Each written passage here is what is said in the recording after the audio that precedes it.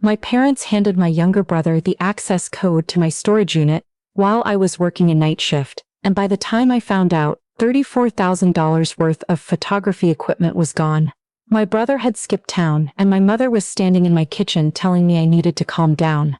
Before I get into everything that happened, let me know where you're watching from. And if stories like this are something you connect with, make sure you subscribe. My name is Tessa. No, wait. Let me start from the beginning, because none of this makes sense without the context. My name is Kezia. Actually, I need to pick a name that isn't already taken. Let me just tell it straight. My name is Lydia. I was 31 years old and living in Mississauga, Ontario. I had been working as a freelance event and portrait photographer for 6 years, building my client list one wedding, one corporate headshot session, one exhausting weekend at a time.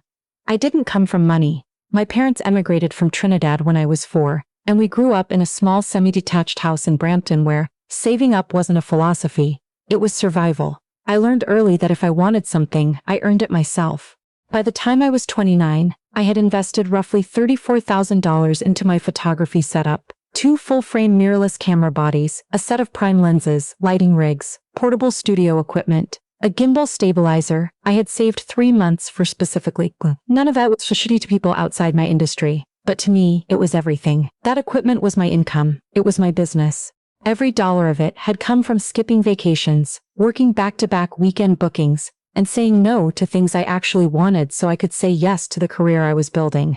My younger brother Theo had always been different from me in that way. Not lazily different, just differently supported. My parents, especially my mother, had a habit of making things easier for him. When he dropped out of college after 1 semester, they covered his rent for 8 months without a word of complaint. When he got into a minor car accident and couldn't afford the deductible, my father quietly paid it. When he wanted to start a creative business that never quite materialized into anything, my mother bought him a laptop and a camera, a basic one, nothing like my setup. But still, I had learned not to say much about any of it. Pointing it out only made me look bitter, and my parents would always find a reason why Theo's situation was thus more urgent, more deserving of their help. The storage unit had been my solution to a practical problem. My apartment was a 1-bedroom in Mississauga, and I simply didn't have room for all my equipment at home. The climate-controlled unit about 10 minutes from my building was a reasonable monthly cost, and I kept it organized and locked. I had given my mother the unit number once, almost a year earlier, when I needed her to pick up a backdrop stand I was lending to a friend. I never gave her the access code, or at least I thought I hadn't. To this day, I'm still not entirely sure how she passed it along. The night everything collapsed started like a completely normal Thursday. I was finishing a late portrait session downtown and got home around 11. I had an early morning the next day, a corporate client booking that required my full kit, so I went to bed without checking my phone much. I woke up at 6, made coffee, and drove to the storage facility to load my car. The padlock was undone. I noticed it before I even opened the door. The padlock was hanging open on the latch, not broken, just undone. The kind of thing that happens when someone uses a code and forgets to relock it on the way out. I stood there for a second thinking maybe I'd done it myself the last time I was in. I pulled the door up. The shelving unit on the left side was almost entirely empty. Both camera bodies were gone. The lens cases were gone, the lighting kit, the softboxes, the portable backdrops, the gimbal. The hard case I used to transport everything to outdoor events. I stood in the doorway of that unit for probably 30 seconds before my brain actually processed what I was looking at. Then I walked in and started opening the remaining bins one by one, as if maybe everything had been reorganized somehow. It hadn't. The expensive pieces were simply not there. I called my mother first because she was the only person outside of me who had ever had reason to be at that unit. She answered on the second ring, and something in her voice was already off, a little too even, a little too careful. Theo needed some equipment for a job, she said. I told him you wouldn't mind, just for a few days. I asked her to repeat herself. She did. She had given Theo the code. He had gone into my storage unit, without asking me, without telling me, without leaving so much as a note, and what I can only describe as the entire functional core of my business. When I asked where he was, she said he had driven out to Fort McMurray for a contract shoot. Alberta. Roughly 3,000 kilometers away. I want to explain the feeling of standing in an empty storage unit at 6 in the morning, with a corporate booking in 2 hours and no equipment. Because I think people hear a story like this and imagine anger. There was anger. Yes. But underneath it was something else. A very specific kind of humiliation that comes from realizing someone walked into the thing you built and helped themselves, and the person who let them in genuinely did not think it was a serious problem. My mother's position, as she explained it to me over the next 20 minutes while I sat in my car in the parking lot, was that family shares. She said Theo had a real opportunity, a paying client, she emphasized, and he didn't have the equipment to take it. She said she knew I had extras in the unit. I did not have extras. Everything in that unit was in active rotation for my own bookings. She said she assumed I wouldn't have minded. She said I should be proud of him for finally getting a paid gig. Not once did she ask how I was going to photograph my corporate client in 2 hours. I ended up calling the client, explaining there had been a family emergency with my equipment, and rescheduling for the following week. They were understanding, but I could hear the slight shift in their tone, the kind that tells you you've used up some goodwill. I sat in my car for a long time after that call. Then I called Theo. He didn't pick up. I texted him. I told him he needed to tell me exactly what he had taken, confirm when he was bringing it back, and explain himself. The little check marks turned blue and said nothing. That silence told me something I hadn't wanted to admit yet. This wasn't a misunderstanding that was going to resolve itself in a few days. Over the next 48 hours, my parents' version of what happened became increasingly difficult to follow. My mother's story shifted slightly each time we talked. First, Theo had borrowed just a camera body and a lens. Then she acknowledged there was some lighting equipment. When I read her the list of what was missing, she went quiet, and then said she hadn't known he was taking that much. My father, when I finally reached him, told me I was overreacting, and that Theo was out there trying to build his career, which was something I should understand better than anyone. He said this to me, someone who had spent 6 years building that exact career, about someone who had taken my tools to do it. The insurance conversation was the moment things took a turn I hadn't expected. My equipment was covered under a business property policy, which I paid for out of pocket every month. When I contacted my broker, she explained that the claim process would involve an investigation, and that the circumstances, specifically the fact that someone had used a valid access code and no forced entry had occurred, would complicate things. The insurer would want to know who had the code and under what conditions they had used it. When I explained this to my mother, her response stunned me. She said I shouldn't mention Theo in the claim. She said it would cause problems for him and that we should just wait until he returned the equipment and pretend none of this had happened. She used the word quietly 3 times in that conversation. Handle this quietly, she said. Let it go quietly. Fix it quietly. I asked her what she thought I should tell my insurer about how my storage unit had been accessed. She said I should say I didn't know. I told her I wasn't going to lie on an insurance claim. She told me I was being dramatic. My father called me later that evening and said the same thing, that I was turning a family matter into a legal situation when it didn't need to be one. He said if I filed anything against Theo, I'd be creating a record that could follow him. And was that really what I wanted? What I wanted, I told him, was my equipment back and an explanation. What I got instead was a coordinated effort from 2 people I had trusted my whole life to manage the story so that Theo's actions stayed invisible. That was the night something inside me shifted. I stopped waiting for my family to do the right thing. If I wanted to understand what had actually happened, I was going to have to figure it out myself. The first thing I needed to establish was a clear timeline. Theo had claimed through my mother that this was a legitimate job opportunity, a paying client in Fort McMurray. I knew people in the photography community in Alberta, loosely, through online forums and industry groups. I started asking quiet questions. Had anyone heard of a production going on around that time that would have hired a relatively inexperienced photographer at short notice? The consensus was no. Not nothing. Fort McMurray had some industrial and resource sector corporate work, but nothing that aligned with the specific timing Theo had given. I also contacted the Storage Facility Management Office. They confirmed the unit had been accessed twice in a single night using the assigned code. 2 entries, about 40 minutes apart. That detail didn't match the story my mother had told me about Theo simply borrowing a few things. 2 separate entries meant loading trips. It was methodical. The more I looked, the worse it got. I found, through a mutual contact, that Theo had been trying to sell photography equipment online for at least 3 weeks before he accessed my storage unit.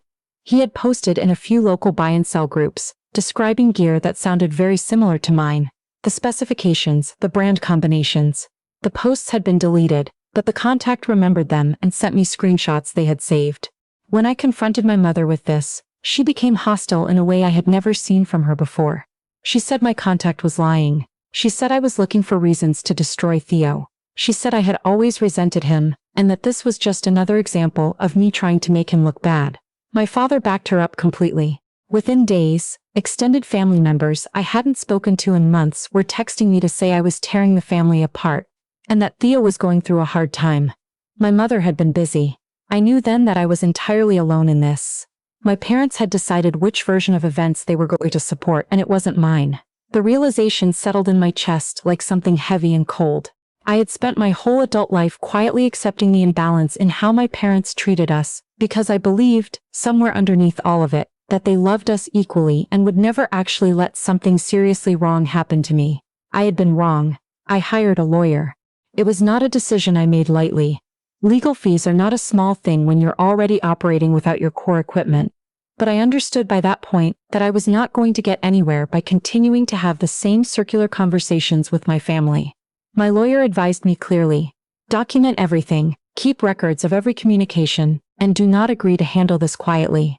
I had already started. I saved every text message, every voicemail, every screenshot my contact had sent me of Theo's buy and sell posts. I created a written log of every conversation with my parents, noting dates, times, and what was said. I contacted my broker and disclosed everything accurately, including who had accessed the unit and how. The investigation that followed was thorough. What it uncovered was not what I had hoped for, even though part of me had already seen it coming. Theo had not gone to Fort McMurray for a legitimate contract. He had gone there to sell equipment. The buy and sell posts my contact remembered were real, and investigators were able to trace several of the transactions. He had sold 2 of my lenses and the gimbal within 72 hours of taking them. The camera bodies had not been sold yet at the time they were recovered, but they had been transported out of province, which was part of what made the investigation as involved as it was. My parents had known more than they admitted. Records of communication between my mother and Theo showed she had been aware he intended to sell at least some of the equipment. She had not told him to stop. She had told him to be careful. I sat in my lawyer's office when that information was confirmed, and I didn't cry. I had run out of the specific kind of disbelief that produces tears. I just sat there looking at the documents and thinking about the fact that my mother had told me to handle this quietly, specifically because she knew what had actually happened and what it would mean for Theo if anyone found out. The insurance claim process was grinding and slow, but the documentation I had collected mattered. Because I had reported everything accurately from the beginning, and because the evidence supported my account, the claim moved forward. Some of the equipment was recovered and returned. For what couldn't be recovered, the claim covered a portion, not everything, not what the equipment was actually worth to me in terms of the business I'd lost while it was gone, but something. The legal situation involving Theo moved on its own timeline.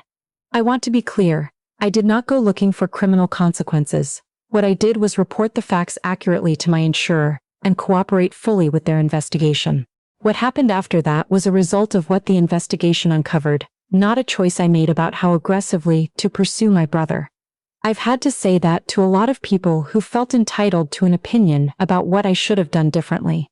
By the time any of this was settling, my relationship with my parents had become something I didn't have language for.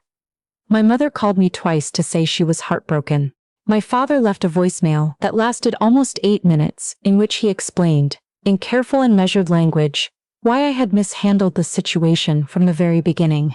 He didn't mention anything my mother had done. He didn't mention the screenshots, or the phone records, or any of the evidence that had come out through the investigation.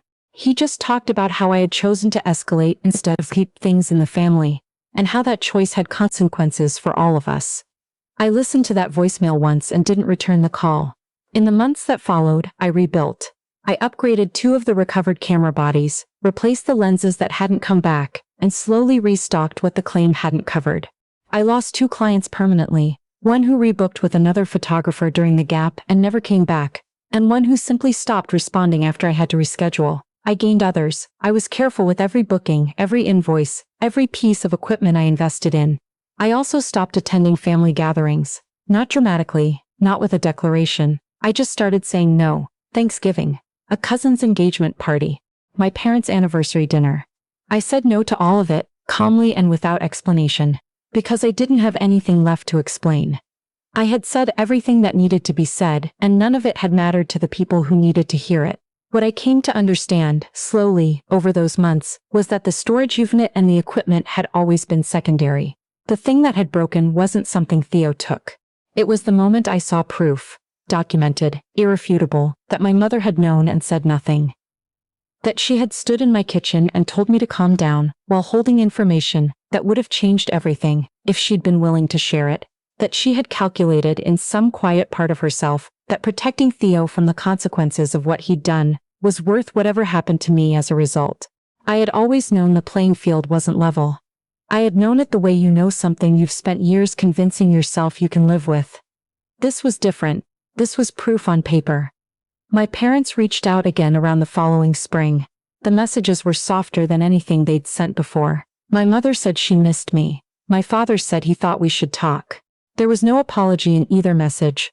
Not exactly, but there was a kind of reaching, a tone that suggested they had come to understand something they hadn't understood before. I read both messages more than once. I thought about them for a while. And then I did something that surprised even me. I wrote back. Not to rebuild, not to forgive in the way that means opening the door again, but to say clearly, in writing, what had happened and what it had cost me. The clients, the money, the months of rebuilding, the specific night I stood in an empty storage unit 2 hours before a booking with no idea how I was going to manage. I wrote it all out and I sent it, not because I expected them to finally understand, but because I needed the record to exist. I needed to have said it out loud, even if just on a screen. Then I closed the thread and went back to work. I drive myself to every booking now. I load and unload my own equipment. I know exactly where everything is at all times. I renewed my business insurance in January and read every line of the policy myself. Small things, all of them. But there's something in those small things, the knowing, the being certain, that I didn't have before. They tried to make the problem disappear by making me disappear from the narrative. They counted on me staying quiet, accepting the version of events they'd constructed, and absorbing the cost of someone else's choices because that was what I had always done. I was the one they thought they could afford to lose. It turned out I was the only one who knew how to survive without them.